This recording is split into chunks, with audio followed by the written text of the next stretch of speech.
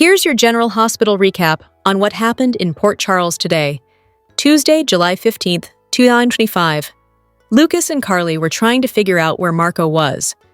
Carly tried to offer a reasonable explanation for why Marco wasn't at the hotel and wasn't answering calls, but Lucas immediately worried that Sonny had taken Marco.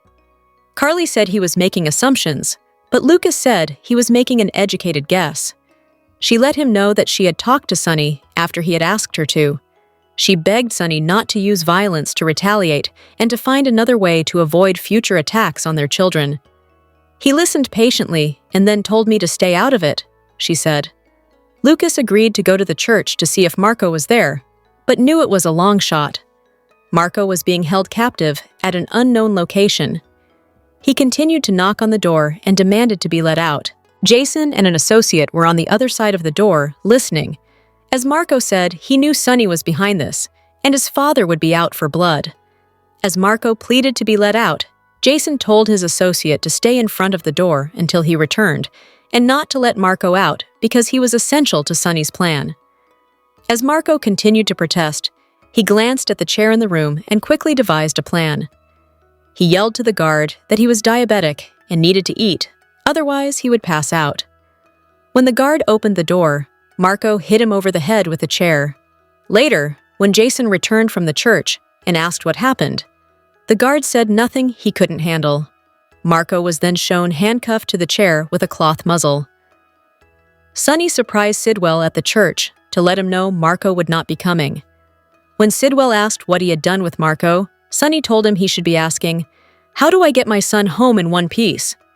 Sidwell claimed to have been above board with Sonny and had done nothing to provoke this reprehensible attack on his family.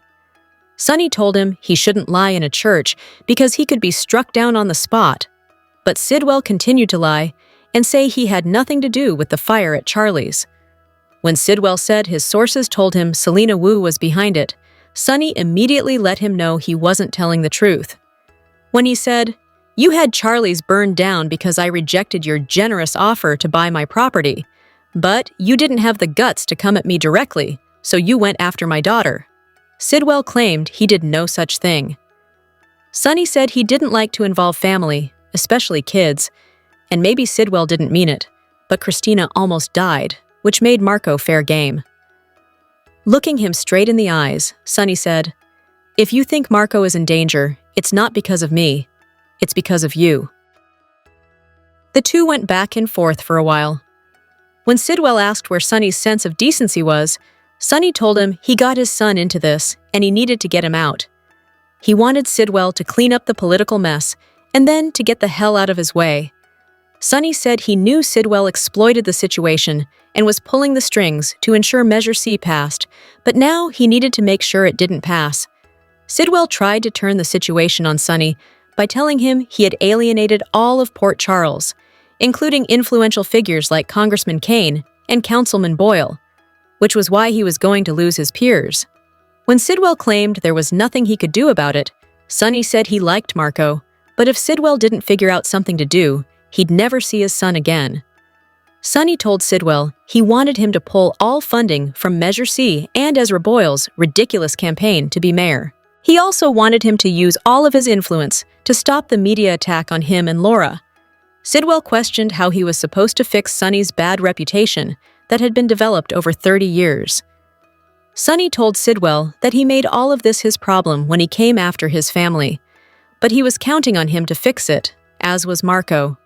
Jason arrived at the church just in time to prevent Lucas from entering. When Jason confirmed Marco wasn't there, Lucas wanted to know where he was and what Jason had done to him. Jason told him he needed to stay out of it, and it would be best if he would leave. Lucas knew exactly what was happening with Sonny and Sidwell. He asked Jason to be honest with him and let him know if Marco was going to die or if he was already dead. Jason said he was sorry, but he couldn't have this conversation with him. Lucas said he understood why Sonny would want to punish Sidwell, but it was unfair to use Marco to do it. When Lucas told Jason it wasn't right to drag innocent people into this war, Jason said Sidwell, not Sonny, did that. Lucas questioned where it would end. What if Sidwell turned around and went after Michael, Dante, Avery, Donna, or even Danny? Lucas warned that if anything happened to Marco, his blood would be on Jason's hands. He continued to berate a stoic Jason and said if innocent people got hurt, he and Sonny would be no better than Sidwell. When Sonny walked out, Lucas begged Sonny not to hurt Marco and was surprised when Sonny went to walk away without saying anything. Panicked, Lucas said, if Marco didn't show up alive, he was going to go to the police and tell them everything he knew about Sonny's deal with Natalia. Sonny said he didn't think Lucas was going to tell the police anything they didn't already know. Desperate, Lucas said he would go to Drew Kane, who would know what to do with the information. Sonny told him to do what he needed to do. When Lucas entered the church, Sidwell told him that Sonny had Marco, and Lucas needed to intervene and save his son.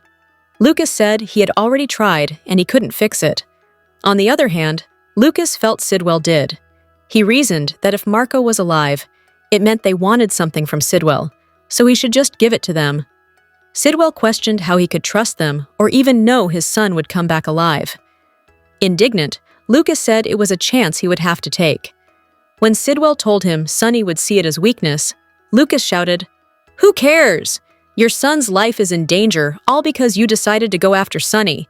When you set fire to Charlie's, did you even stop to think for a second that maybe that would be putting a target on Marco's back?" Sidwell said he knew Lucas would take Sonny's side, but Sonny was the one with blood on his hands and the one responsible for Natalia's death. Lucas told Sidwell he was not on Sonny's side, but on his son's, and he wanted him to do whatever it took to bring him back. He said, "His life is in your hands," and left. At the hospital, Willow approached Michael, Sasha, and Daisy, asking how her children were doing. Michael told her Amelia was fine, but Wiley was still upset and confused thanks to her. Willow said if Wiley was upset, it was because of Michael and not her. With tunnel vision, Willow asked Sasha if she ever wondered how long it would be before Michael felt he had to protect Daisy from her. She said, "Michael used to be the same great guy with me, but he's not that man anymore. And it's only a matter of time before the man he is now tries to separate you from your child." Michael told Willow she needed to turn around and walk away, or she was going to make things worse for herself, just like at the pool. The two had quite a contentious exchange where they hurled accusations and blame. Michael said Wiley's tears at the pool were a reminder that she couldn't be trusted with him or Amelia, which is why he told Diane to contact the court. He said, "Check your email. Visitation hearing has been pushed back to October." Willow said 3 months was an eternity, and she couldn't go that long without seeing her children. Michael told her the hearing had already been rescheduled, and she should use that time to get her life in order. When he told her if she was smart, she would leave Drew and start rebuilding her life, she responded, "Like hell I will. Drew and I are getting married." In that case, he said, she should prepare never to see her kids again. Willow tried to get Sasha to step in and defend her position because she felt her kids needed her. Michael said the kids didn't need her in her current state. Nurse Deanna came to get Sasha and Daisy for the appointment. Willow heard Deanna say something about international travel. Willow protested Michael taking her kids out of the country, but he said he wasn't and walked off. After Daisy's checkup went well, Michael and Sasha had a heart-to-heart, wishing things could be different. Later, Drew met a panicked Willow at the hospital. She told him the visitation hearing had been moved, and she wasn't able to do anything about it. He told her not to worry because they would soon have everything they needed to take the kids away from Michael for good. Nina met with Tracy for afternoon tea in the Quartermain solarium. Tracy had a proposition for Nina. After going on about her contempt for Sonny, she shared that she worried he would eventually put Gio in danger and wanted Nina's help to drive Sonny from Port Charles for good. Tracy wanted Nina to use her media connections to persuade the citizens of Port Charles to vote yes on Measure C. Nina argued that even though Sonny had his flaws, he was a good man at his core, to which Tracy vehemently disagreed. They argued back and forth about Sonny, but Tracy was steadfast in her need to remove Sonny from Gio's life in order to keep him safe. She proclaimed, "Sonny killed Monica's son. I will not have him be responsible for anything happening to my great-grandson." After she wasn't getting through to Nina, Tracy said Nina should want to run Sonny out to protect her own grandchildren, Wiley and Amelia. Nina admitted Tracy gave her a lot to think about, but she still cared about Sunny and would need an incentive. She said if Tracy assisted in helping Willow get her children back, then she might go against Sunny. "Wow, you have totally misread this situation, and here I was hoping we could do this the easy way. You misread our dynamic. You thought that my generosity was an opportunity for you to extort a favor. Now we're going to do this the hard way," Tracy replied. Tracy then told Nina she was going to have to speak out against Sunny, or else Tracy would let Willow know that Nina slept with Drew behind her back. At first, Nina tried to deny it and then tried to minimize it, but neither tactic worked. Tracy bottom-lined it for her. "What's it going to be, Nina? Are you going to protect Sunny or your relationship with your daughter?" Nina finally acquiesced and left. But, out of earshot, Nina turned and said she wouldn't forget about this, and Tracy just messed with the wrong bitch. Afterward, Nina waited in the kitchen to see Sasha when she arrived from the hospital. Sasha let her know she was leaving town with Daisy. When Michael saw Tracy in the solarium, she let him know she was taking steps against Sunny to keep the family safe, and he let her know Sasha was getting ready to leave with Daisy in order to keep her safe. Carly was leaving a frantic message for Sunny when she arrived at her house. She hadn't made it out of the foyer when Drew knocked at the door. She tried to close the door on him, but he highly suggested she hear him out because it was going to be the last chance to save her grandchildren. After futilely arguing about Michael and Willow, Carly asked why Drew was there and what he wanted from her. He wanted her to talk to Michael to get him to compromise and threatened that if she didn't, things were going to get really, really ugly. When Carly asked if he was threatening her and Michael, he said he was just trying to do whatever he needed to get Willow her kids back. He contended that Michael was only keeping the kids away from them out of petty revenge.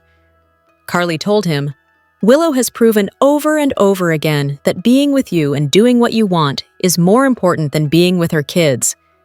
She keeps saying she's so devoted to her children, but she's really only devoted to you."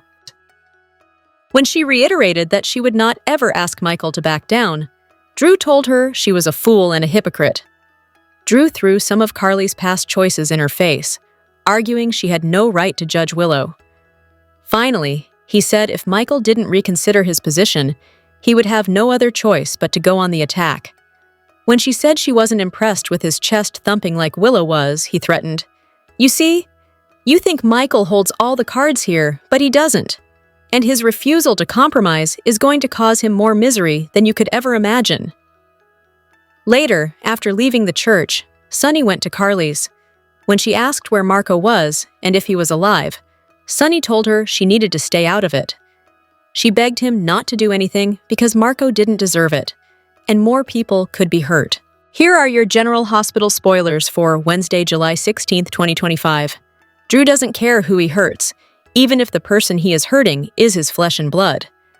His obsession with Willow knows no bounds, so if Michael makes Willow rethink her relationship with him in any way, then Drew believes Michael needs to pay.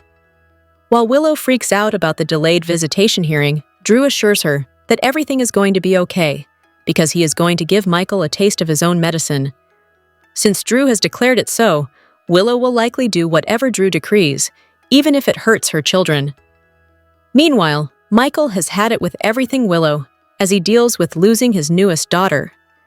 In fact, he wonders what's to stop him from just taking Wiley and Amelia and leaving with Sasha and Daisy. They could all be a family and get away from Willow. As for Sasha, she is surprised when Nina tells her that she is the reason that Daisy is in danger. She has no idea how right she is because she keeps enabling her nutjob of a daughter. Can Nina convince Sasha to stay? Trina is still heartbroken over Kai's betrayal and confides in Jocelyn. Will Joss tell her friend that she is better off without Kai, considering his weird fondness for Drew and what he has done to her family? Curtis refuses to open up to Stella when she starts questioning her nephew about the status of his marriage. Curtis stonewalls Stella, but knows she is relentless and won't give up so easily. Portia is having a very bad day, just like her daughter. Does Drew make more threats? He's already in the hospital and can easily stop by her office to be the menace that he always is. General Hospital's Rocco Falconeri is going through some things. The 16-year-old just got a huge shock when he learned how he was conceived and born. It turns out his mother didn't give birth to him and didn't even know he existed until he was about 7 months old. That's enough for any kid to handle. But Rocco is about to take things a step further. Since Lulu has been telling him Britt Westbourne was some sort of monster, and Jason is telling him the complete opposite, Rocco wants to know more about the woman who stole him as an embryo and carried him for 9 months. So, he's going straight to the source, meaning Britt's mother, Liesl Obrecht. As the audience knows, Rocco reached out to Liesl via email last week, meaning Kathleen Gotti is bringing the popular character back to Port Charles. She hasn't been seen since December of 2023, when she left town to try and get over Britt's death. When she hears from Rocco, Liesl can't wait to tell Ben all about her precious Britta. When Liesl knew Rocco, he was just an infant known as Ben. It was only after Dante and Lulu found out that Ben belonged to them that he became Rocco. Now Rocco wants to know what his life was like as Ben, even if he was only a small baby. In Rocco's mind, Britt was a part of him. So, he meets with Liesl to get the answers he's been looking for, as Kathleen Gotti makes her way back to General Hospital. "Those scenes were really fun," Finn Carr told Soap Opera Digest. "Rocco is really excited to meet her, and it's pretty funny. He dresses up a little nicer than he normally does. Instead of his usual relaxed clothing, he puts on a little button-up shirt, and instead of messy hair, he has a nice little comb-over to try and impress her a little bit." She is just as excited to talk to Rocco, and I know that previously on the show she's done a lot of crazy stuff, but to Rocco, she's just a really nice person, and through her, he's able to learn some new stuff about himself. Clearly, Rocco's parents aren't going to be happy about this meeting, but Rocco doesn't care if he learns more about how he came to be. Perhaps this is the beginning of a beautiful friendship. General Hospital spoilers update for Wednesday, July 16th. Reveals that Michael Corinthos will be tempted to leave Port Charles with Sasha Gilmore Corbin and the kids. Screaming Portia Robinson will also lose it as her anger erupts, so there'll be some exciting stuff happening on the ABC soap. For starters, Trina Robinson will open up to Jocelyn Jacks about her split from Kai Taylor, so Joss will hear about his betrayal and her BFF's fury. Meanwhile, Stella Henry will voice her displeasure during a conversation with Curtis Ashford. It looks like Stella will quiz Curtis about his marriage and push him to fix it, but he'll keep a lid on the latest Drew Kane updates. Speaking of Drew, he'll give Willow Tate more reassurance about getting her kids back and beating Michael at his own game. Drew will set a vengeful scheme in motion and hope it ends with Willow regaining custody. As for Michael, he'll realize he could make a Port Charles exit along with Sasha and Daisy Gilmore. Michael will be tempted to just bolt with Wiley Corinthos and Amelia Corinthos so they can be with Sasha and their little sister. Since Tracy Quartermain won't be on board with that plan, that may be why she'll ask Jason Morgan for a favor on Wednesday's GH episode. Tracy may push Jason to talk Michael into sticking around with Amelia and Wiley, especially for Monica Quartermain's sake. Next, Sasha will spill news to Nina Reeves about all the bizarre Daisy occurrences, including the kidnapping fake-out. Since Sasha fears someone's trying to prove how close they can get to Daisy, she feels she has no choice but to leave town. Nina will flip out over Sasha's story and hold herself responsible for the danger that Daisy's facing. This may tie in with Sonny Corinthos, since Nina just had a conversation with Tracy about protecting their loved ones from his mob mayhem. Of course, viewers know Willow is actually to blame for all the Daisy drama, so we'll see how long that secret can stay under wraps. Finally, Portia will feel the need to unleash some of the anger that's been building. There'll apparently be something that pushes Portia over the edge, so she'll shout and destroy property behind closed doors at GH. General Hospital spoilers for the week of July 21st, 25 reveal that Rocco Falconeri will meet with Liesl Obrecht while Jason Morgan tackles a mystery. Drew Kane will also carry out his next vengeful step, so here's what GH fans can expect. First, Drew will move forward with a twisted plan against Michael Corinthos. If everything falls into place like Drew expects, then Michael could look like an unfit parent and ultimately lose custody of the kids to Willow Tate. Over with Jason, he'll have a mystery to ponder after seemingly catching a glimpse of Britt Westbourne at the airport. Will Jason open up to someone like Carly Spencer about what he saw and make sense of the mystery? Jason may acknowledge that it could be a case of mistaken identity since Britt is supposedly dead. At the same time, Jason knows coming back from the grave isn't impossible in Port Charles. Since Jason has done it on more than one occasion, it's possible he'll consider the idea that Britt may have cheated death too. Regardless, Jason will remain tangled up in Sonny Corinthos and Gen Z Sidwell's issues as well. Will Sidwell be able to satisfy Sonny's demands and score Marco Rios' freedom? No matter what Sidwell does next, he could eventually retaliate against Sonny and launch yet another round of this endless feud. On another note, Professor Henry Hank Dalton will have a meeting with a courier who's supposed to report back to the boss. Dalton will have to provide some answers for all his stall tactics and unsatisfactory level of progress. Could Britt be the courier involved here? If so, Jocelyn Jax might be in for a shock if she follows the trail and spies Britt next.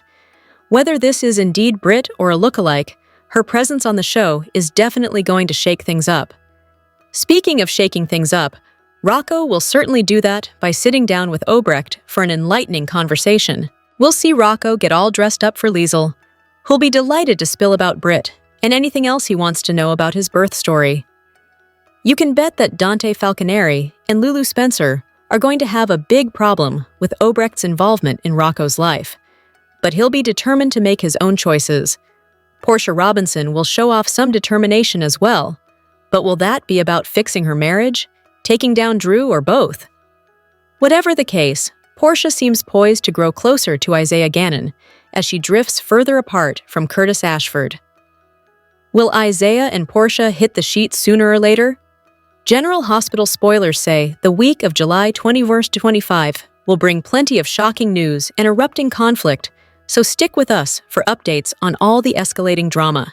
Fans of General Hospital are in for a whirlwind of emotions this week as Port Charles braces for intense confrontations, life-changing decisions, and shocking revelations. From July 16th to July 25th, the residents face mounting tensions, with relationships tested and secrets unraveling. Whether it's Michael contemplating a drastic move, Sasha facing danger, or Joss hiding the truth, the drama is set to keep viewers glued to their screens. Here's a detailed look at the key events unfolding in this gripping week. This week kicks off with Michael Corinthos grappling with a monumental choice. On July 16th, he considers leaving Port Charles with Sasha Gilmore and their children, Wiley and Amelia, to protect them from looming threats. The danger, believed to be mob-related, centers on Sasha and her daughter, Daisy. Michael's conversation at the Quartermain mansion, possibly with Jason Morgan or Tracy Quartermain, reveals his frustration. What's to stop me from leaving with Sasha and Daisy and just taking my kids? This potential exit could reshape his family's future and stir tensions in the town. Sasha's safety is at the forefront, with Na revealing a painful truth. Sasha's connection to Michael puts baby Daisy at risk. Na's decision to disclose Michael's one-night stand in court has backfired, escalating the danger. Sasha, already reeling, may lash out at Na, her fake mom, despite Na's past kindness. By July 17th, Na faces consequences for her actions, potentially losing Sasha's trust forever. This rift could push Sasha to leave Port Charles, a move hinted at by actress Sophia Matson's reported departure from the show. Jocelyn Jax and Trina Robinson share a heartfelt moment, opening up about their personal struggles. Trina may confess to dumping Kai, while Joss hides the truth about her relationship with Vaughn, part of a covert WSB plan. To sell their fake romance, Joss might stage a public display, like a kiss, to convince others they're a couple. However, this deception draws scrutiny. On July 18th, Dante Falconeri is shocked by something he witnesses, likely related to Joss and Vaughn's age gap, while Anna Devane questions Carly Spencer about her daughter's actions. Carly, unaware that Joss is a WSB agent, might confront Jack Brennan, only to be met with lies.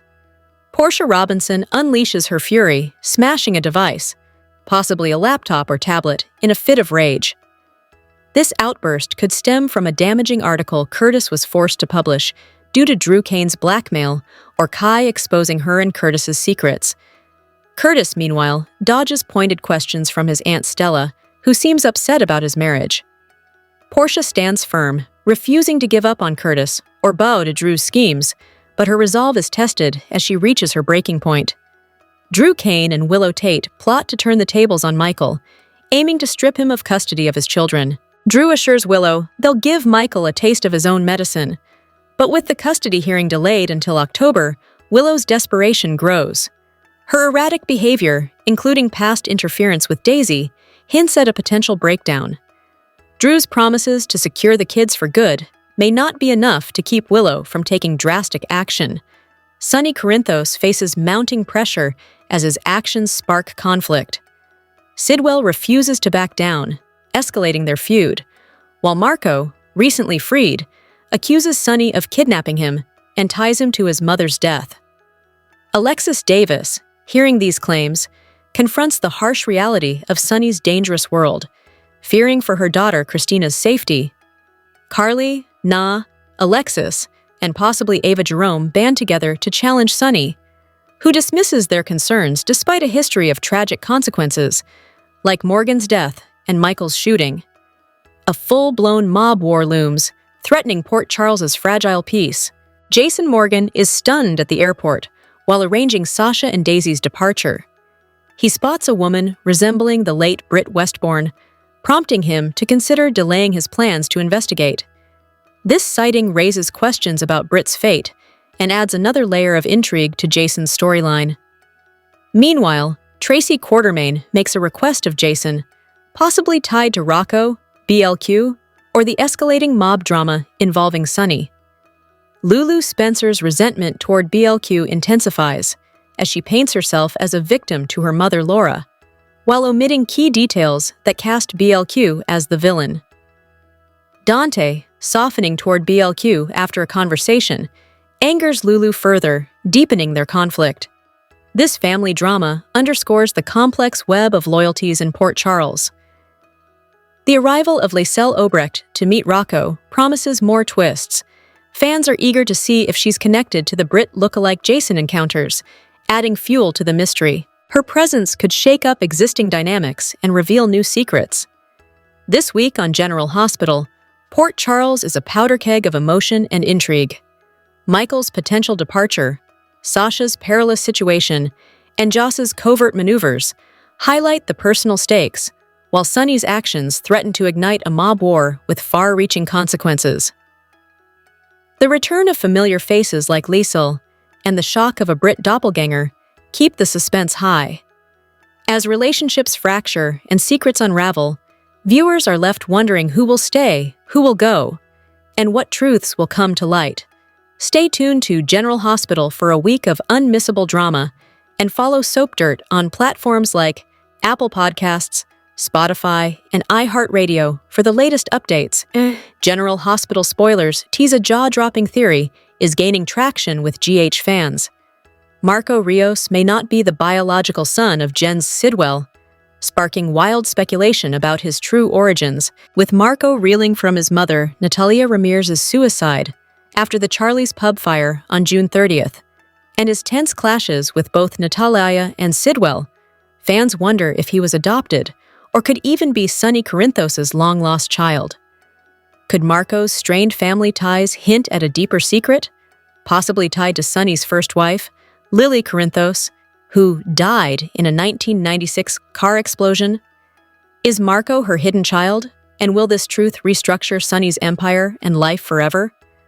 Marco's fraught relationships with Natalia, marked by her chaotic behavior, and Sidwell, whose ruthless feud with Sonny over the piers escalated with the Charlie's fire, suggest a disconnect beyond family drama.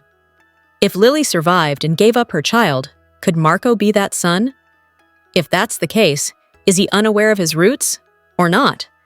We doubt anyone is expecting or suspecting this just yet. If Marco is Sonny's son, it could explain his clashes with Sidwell and Natalia's instability, especially if she wasn't his biological mother but raised him. Sonny's history with Lily, filled with love and tragedy, makes a secret child plausible, especially if she faked her death to escape her father. Marco's heroism in saving Christina Corinthos Davis from the fire could mirror Sonny's loyalty, hinting at a connection. If the truth comes out, Will Marco's true parentage ignite a war or unite him with Sonny? Marco's potential link to Sonny could shift the underbelly of Port Charles, impacting his business operations, their families, and most definitely Christina's bond with Allison Blaze Rogers. If Sidwell learns he's not Marco's father, his vengeance might escalate. Of curious, long-time and die-hard GH fans have known this was a possibility for years, and we keep waiting for that child to resurface, perhaps even with connections to Lily, alive and well somewhere. Will the truth that Marco isn't Sidwell's son, possibly tied to Lily and Sonny, forge a new alliance, or spark chaos that tears families apart? In a recent episode of Maurice Bernard's podcast, State of Mind, General Hospital star Laura Wright offered more than just a chat between icons. She delivered a deeply revealing and emotional look into the moments that have defined her. Pulling back the curtain on her journey, Wright spoke with striking vulnerability about the resilience forged long before she ever stepped foot in Port Charles.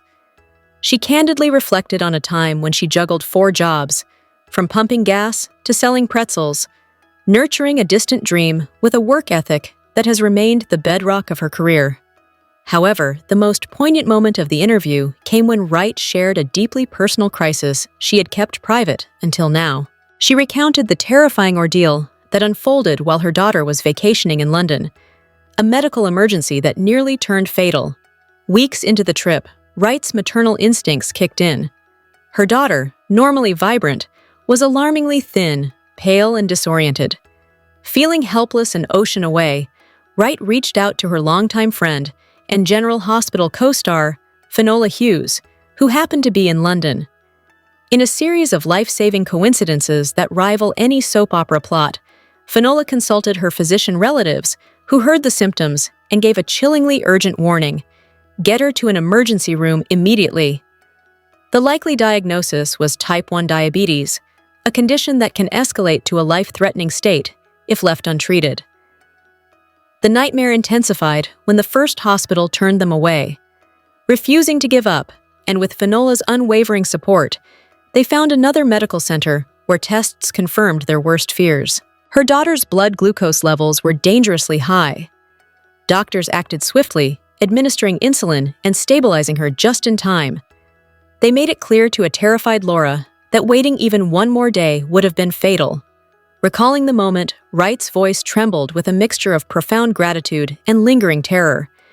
The experience was a stark reminder of life's fragility and the unbreakable bonds of friendship.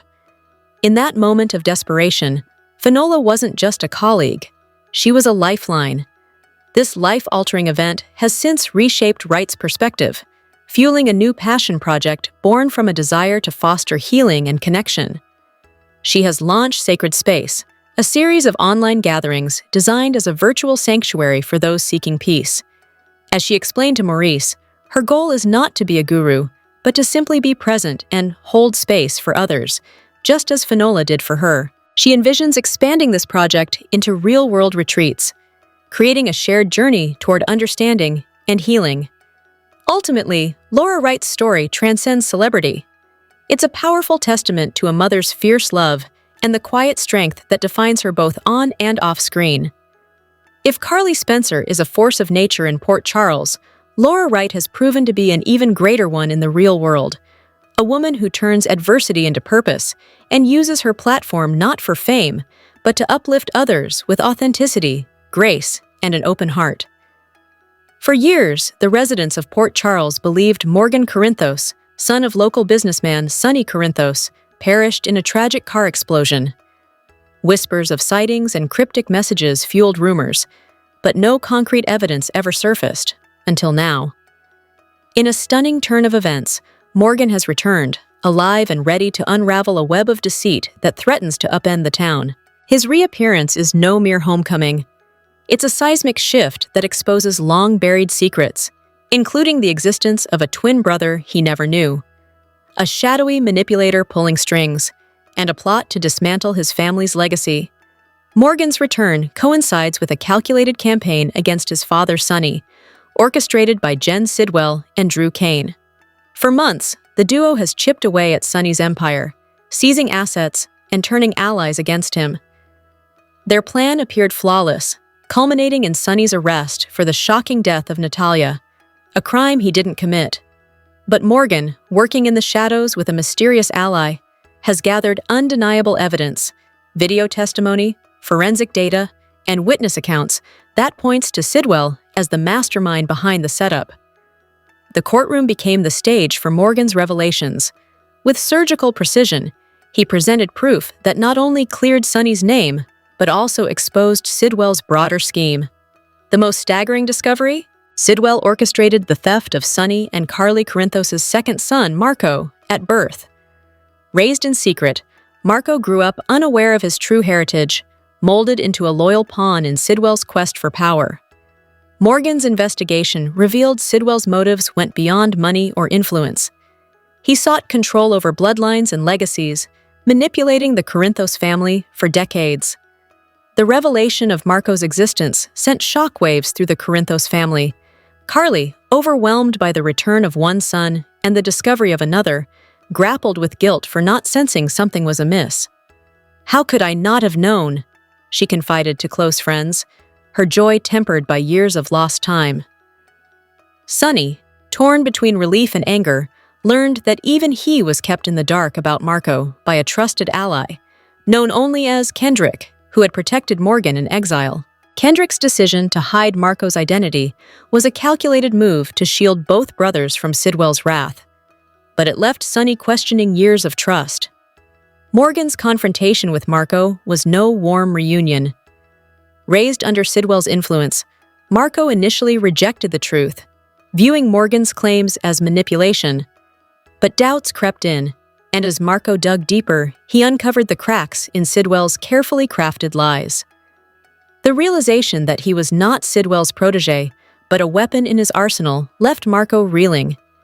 In a pivotal moment, he recorded Sidwell's final attempt to lure him away with promises of a new life, delivering the evidence to the district attorney. This act sealed Sidwell's fate and marked the beginning of Marco's tentative steps toward his real family. As the truth spilled out, Port Charles reacted with a mix of disbelief and outrage. Morgan's public statements to the press laid bare Sidwell's crimes, from kidnapping to silencing witnesses, shaking the town's trust in its institutions. Drew Kane, once a respected figure, found himself ensnared in the fallout, arrested alongside Sidwell for conspiracy, fraud, and witness tampering. The scope of Sidwell's influence, spanning medical, legal, and financial sectors, hinted at a larger, more sinister network, with Kendrick warning of an unseen architect still at large. For the Corinthos family, the road to healing is fraught with challenges. Carly, seeking therapy to process years of trauma, is slowly rebuilding her bond with Morgan and reaching out to a reserved Marco. Sonny, humbled but resolute, has entrusted his loyal ally, Jason Morgan, with stabilizing their operations, though tensions linger over past secrets. Marco, navigating his new identity, has taken a job at the family's coffee warehouse, finding solace in routine. A recent family dinner, marked by Marco's small gesture of bringing dessert, offered a glimmer of hope for reconciliation. Morgan's return has shifted the balance in Port Charles, but the calm is deceptive. Kendrick's cryptic warning about a mastermind behind Sidwell suggests the Corinthos family remains in the crosshairs. Morgan, now sharper and more disciplined after years in hiding, continues to dig into the origins of the twin switch, uncovering discrepancies in hospital records and suspicious deaths tied to the case. The question of Kendrick's true identity and motives looms large, as does the uncertainty of Marco's place in the family. For now, the Corinthos family stands united, albeit scarred. Morgan's journey is not just about clearing his father's name, but about reclaiming his life and forging a connection with a brother he never knew. As Port Charles grapples with the fallout, one thing is clear. Secrets, like shadows, have a way of resurfacing. The Corinthos family, tempered by betrayal and loss, is ready for whatever comes next. You just never know what Drew's going to do next. The General Hospital spoilers video for Tuesday, July 15, 2025, is full of questions, threats, and propositions. When Drew tells Carly, his refusal to compromise is going to cause him more misery than you can ever imagine, that's a direct threat toward her son. Drew won't stop until Michael gives Willow what she wants, but knowing Carly, she'll figure out a way to stand in the way of it. Meanwhile, Willow asks, "Michael, what have you done?" when she runs into her ex-husband at the hospital. He just brought Daisy for a checkup, and although Michael has done nothing wrong in this entire situation, what could Willow be blaming him for this time? Over at the Quatermain mansion, Tracy will say, "I have a proposition for you." She could be talking to a number of people. Brooklyn about deception, Curtis about taking down Drew, or even Gio about giving his mom a chance. When a concerned Lucas finds Jason, he'll be so certain he was involved in Marco's disappearance that he'll declare, "His blood will be on your hands." Jason will most likely be very stone-cold about the matter, but that may not stop Lucas from searching for his missing boyfriend. "You got your son into this! Get him out!" Sonny will warn Sidwell as Marco can be heard pleading, "Get me out of here!" This mob war just became official now that the two mobsters traded Christina's firebomb incident for a kidnapped son. Drop your thoughts in the comment section below. Do you agree or disagree? Don't forget to like, subscribe, and hit the notification bell for more updates. Your opinions matter, and I will see you in the next video. Thank you.